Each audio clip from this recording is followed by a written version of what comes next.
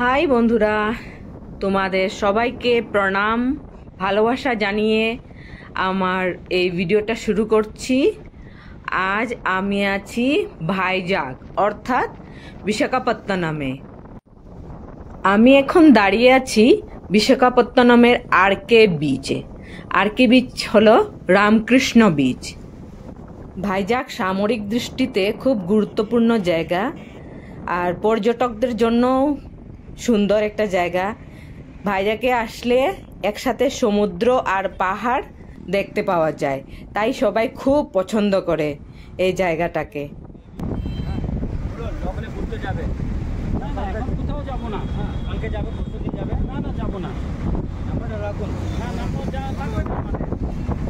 তো বন্ধুরা, বুঝতেই পারছো এই কথোপকথন থেকে যে এখানে সবাই বাংলা বুঝে। এখন সাবমেরিন মিউজিয়ামে এসে পৌঁছেছি, আর সাবমেরিনটা দেখতে এইরকম। ওয়াও, কত বড় সাবমেরিন, একদম সমুদ্রের পাশেই। আর এখানে হলো টিকিট কাউন্টার, 2টা থেকে 8:30 পর্যন্ত, মানডে টু স্যাটারডে, সানডে বন্ধ।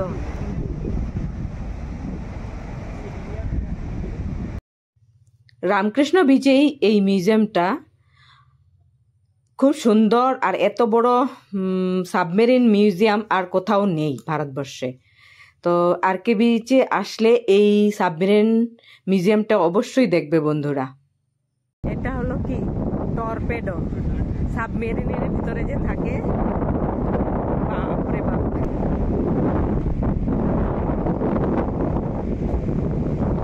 সাবমেরিন তো আমরা টিভিতে অথবা ফটোতে দেখেছি, কিন্তু ভিতরে আসলে কেমন সে তো আমরা দেখিনি। আজ দেখতে পেরে খুব ভালো লাগছে, আর আমাদের সৈনিকদের উপর আরও ভালোবাসাটা বেড়ে গেছে, আর ওদের জন্য আজ খুব গর্ববোধ করছি। এত ছোট কম পরিসরে ওদের জীবনযাত্রা। এখানে ওদের খাবার স্টোর করে রাখা হয়, আর পাশেই ডাইনিং হল আছে। তো এত ছোট্ট জায়গার মধ্যে যে ওরা থাকে, সেটাই তো আমরা বাইরে থেকে বুঝতে পারি না কিভাবে থাকে।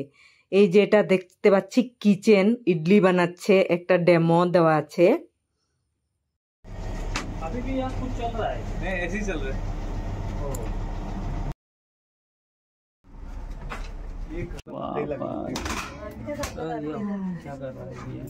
ডাইনিং হল,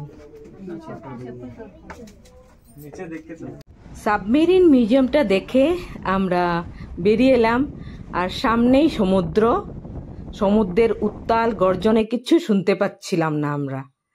তো আমরা এটা তো দেখে নিলাম।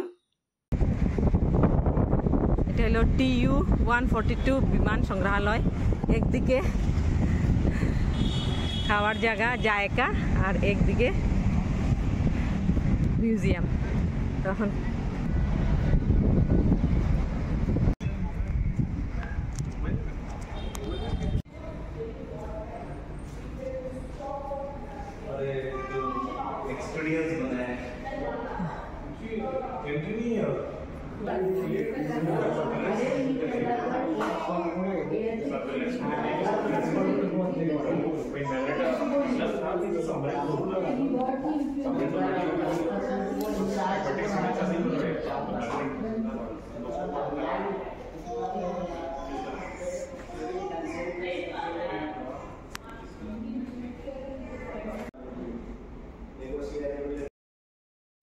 এখানে একটা ফাইটার প্লেন রাখা আছে।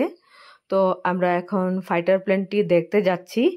এর ভিতরেও কিছু জিনিস আছে হয়তো, তো আমরা দেখব। ওয়েলকাম। এই তো আমরা এখন হেলিকপ্টারে ঢুকে গেছি, এখন এয়ারক্রাফটে ঢুকে গেছি।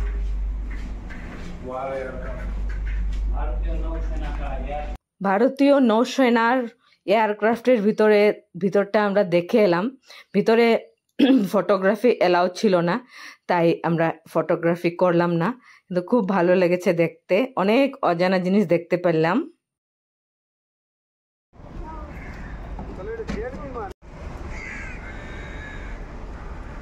আমরা এখানে এসেছি 3D গেম পার্লারে। আমার ছেলেরা তো বলছে একটু আমরা গেম খেলবো, তো চলো, আমরা বলছি ঠিক আছে চলো আমরা একটু দেখে নিই। আমিও দেখিনি এসব কি। এখানে রিল্যাক্স করার মেশিন আছে, তো ভালোই লাগলো দেখে শুনে, কারণ আমাদের এখানে তো এসব নেই। একটু রিল্যাক্স করে আমরা এখন যাব আর একটা মিউজিয়াম দেখতে।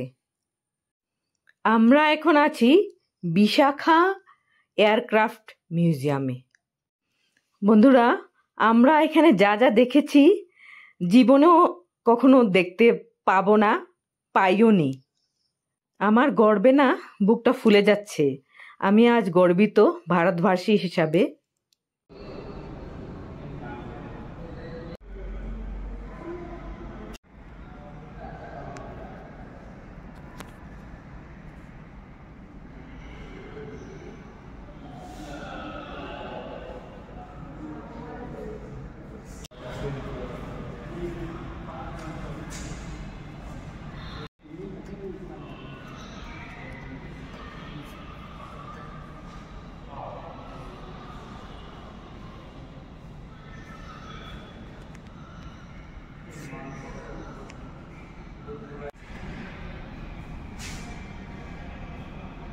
বিশাখাপত্তনমের আরেকটি অন্যতম আকর্ষণ হলো ডলফিন নোসের লাইট হাউস।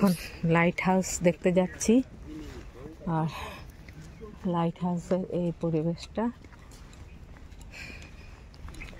মেন বিশাখাপত্তনম থেকে আমাদের আসতে অনেক সময় লেগেছে, আধা ঘন্টারও বেশি।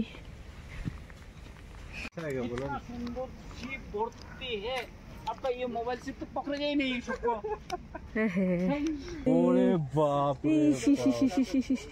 আরে আমরা ভেবেছিলাম এখানে এসে ভুল করেছি নাকি। ড্রাইভার সাহেবও বলছিল যে কেন এদিকে আসলে তোমরা, অন্যদিকে আসতে, কিন্তু এখানে এসে তো ভালোই লাগছে না রে বাবা।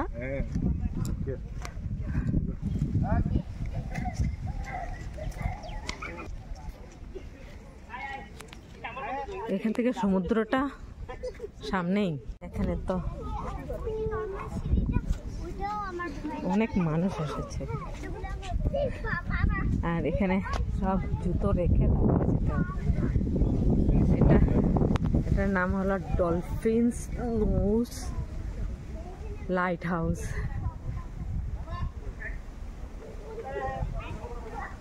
In dark night and stormy day, you always tend to show me the way. Wow. There are many who give advice, but few who offer guidance. Wow. কি সুন্দর সুন্দর মোটিভেশনাল। लाइट हाउस का हिस्ट्री कहाँ में है India में ये light house का हिस्ट्री। ओह अच्छा अच्छा, ये तो बढ़िया फोटो मार रहे थे। हाँ, এখানে সব লাইট হাউসের হিস্ট্রি, কে পরিবহন ডলফিন নোস প্রকাশ স্তম্ভ।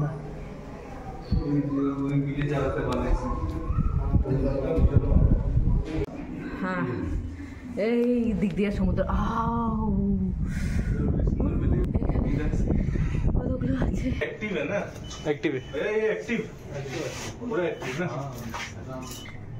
ये ग्लासेस से लाइट पास होता है शायद ना।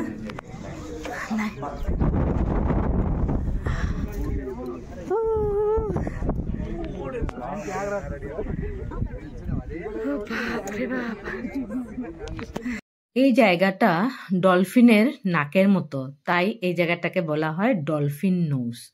আর এখান থেকে রাতে জাহাজ লাইট জ্বালিয়ে জাহাজদের দিক নির্ণয় করা হয়। তো বন্ধুরা, আজকের জন্য এখানে শেষ করছি। আবার কোথাও দেখা হবে তোমাদের সঙ্গে নতুন জায়গায়।